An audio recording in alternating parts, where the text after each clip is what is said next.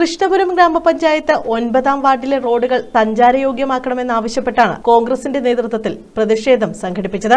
Ward Congress കമ്മിറ്റിയുടെ നേതൃത്വത്തിലായിരുന്നു പ്രതിഷേധം. തകർന്നു കിടക്കുന്ന കാപ്പിൽ കുറ്റിപ്പുറം തങ്കയത്തിൽ റോഡും കാപ്പിൽ കുറ്റിപ്പുറം കൊച്ചുകളീക്കൽ മുക്ക് റോഡും അടിയന്തരമായി നവീകരിക്കണമെന്നാവശ്യപ്പെട്ടാണ് പ്രതിഷേധം നടത്തിയത്. കെപിസിസി സെക്രട്ടറി എൻ രവി ഉദ്ഘാടനം ചെയ്തു. ഈ രണ്ട് റോഡും അടിയന്തരമായി സഞ്ചാരയോഗ്യമാക്കി തീർക്കുന്നതിനുള്ള ഒരു നടപടിയും ഈ പ്രദേശത്തെ ജനപ്രതിനിധികളുടെ ഭാഗത്തു നിന്ന് ഉണ്ടായിട്ടില്ല എന്നുള്ളതാണ് യാഥാർത്ഥ്യം. ഇവിടെ എന്ന് പറഞ്ഞാൽ 2 വാർഡിന്റെ പ്രദേശങ്ങളാണ്. ഒന്ന് 7ാം വാർഡിന്റെയും 9ാം വാർഡിന്റെയും പ്രദേശങ്ങളാണ്. ഈ 2 വാർഡിലെയും ജനപ്രതിനിധികളായി പ്രവർത്തിക്കുന്നവർ CPMന്റെ നേതൃത്വത്തിലുള്ള ജനപ്രതിനിധികളാണ്.